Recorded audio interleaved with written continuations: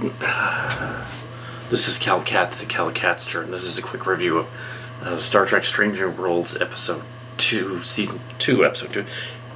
Ad Astras Aspera, means through the stars challenges. It was the trial case episode. It was the Boston legal episode of the season, or the Chewbacca defense episode. Una Chin Riley, number 1. They decided to call her Una because they thought that was clever. And then we have Pike going to a planet where the air atmosphere is different, and he almost dies because he's trying to get onto the planet. That was messed up. But then we apparently Una Riley's lawyer friend or like ally is there, and he recruits her.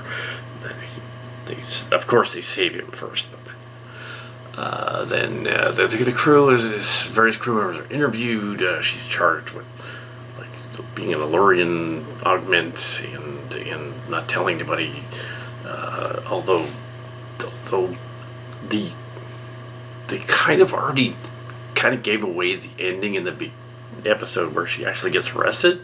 So they kind of already went there, but they put a twist on it. They kind of used the Chewbacca defense from South Park.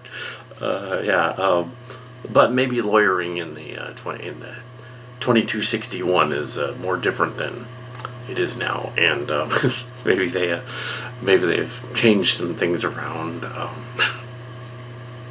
But yeah, that's a trial episode, so there's not a lot of action in it. It's just them talking, which is fine.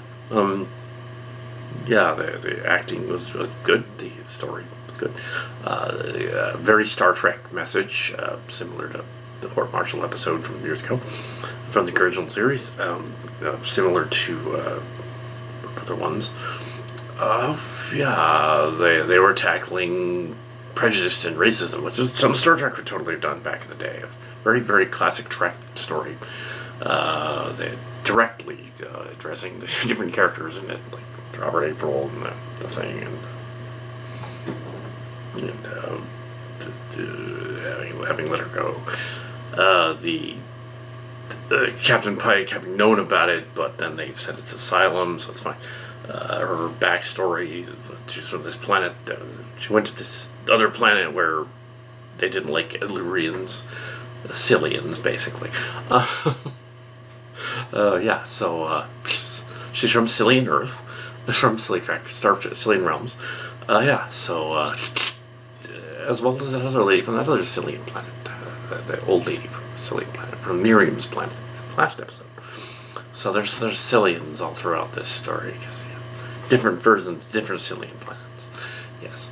But here we have someone seeking political asylum for their culture was it's clearly about asylum, immigration, racism, systemic issues, a court that doesn't seem fair about something. It's like it's all there, and they put it in a Star Trek setting. Back in the day, Trek Core was always talking about do an episode like this. Well, now they have. The Trek Core is gone. Well, the blog part of Trek Core is gone. But yeah, so they did. They did the classic Trek episode about today's issues through space people, and that's classic Trek.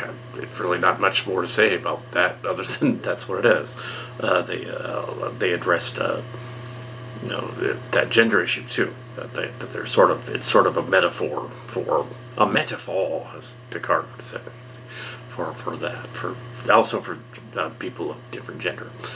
It's also that anything discriminated against anything. And I like that the cast is multiracial, so you have like the cast. They're not worried about their race. They're worried about more the future where they're all together on the same ship and they're all different cultures. I think Roddenberry would have been cool with that back in the day. He totally would have been cool with it. And Roddenberry Jr. is one of the producers, so there you go. Met him about 30 years ago. Yeah, I bet just about 30 years ago. But yeah, he was cool. But yeah, met a number of those people at conventions.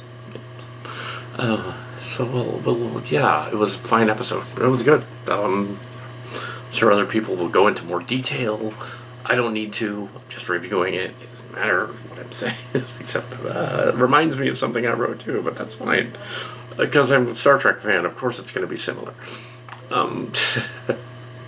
But yeah, but I'm okay with it. It's fine. If we can't address issues through sci-fi in a way, okay. If you have you want to be able to do that.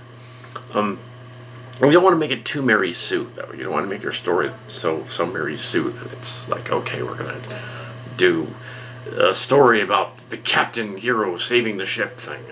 That wasn't one of those episodes. This was not. This was more. It was a Nuna episode, but yeah, it was clearly a Nuna episode.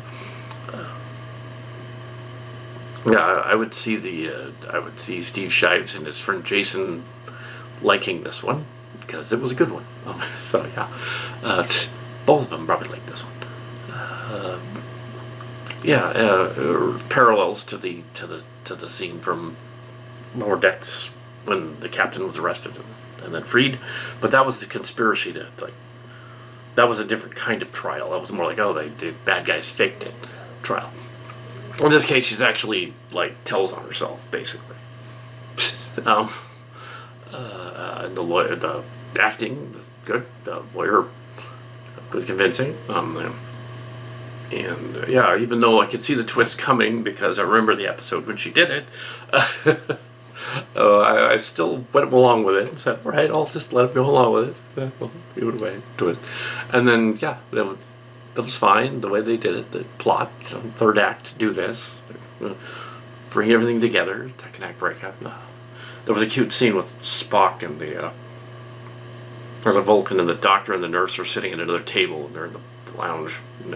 It's more like the lounge than the bar they were building. It's the lounge, which is probably a better set anyway. You get to see visuals like a planet. And the joke is that the two Vulcans don't like each other. And he said, I apologize for the outburst I made.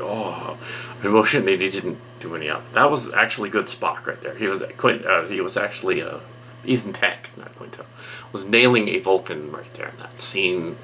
That was funny because he was like all body language. That's what Nimoy would have done. So yeah, good job there. And also there was one minor snafu in the visual department. They showed the Enterprise underneath the full face of the Earth, and because it is a full face shot of the Earth, the Enterprise should have been fully lit on the side, not underlit, not overlit under on the bottom, like right now. The Enterprise should have been fully in the shot because the Earth was just. So we have the Earth shining down this way, the sun shining on the Earth. The ship would be in full light. Yeah. Anyway, nitpick, whatever. Anyway, so yeah, Star Trek Ad Astras Aspera. Yeah, this is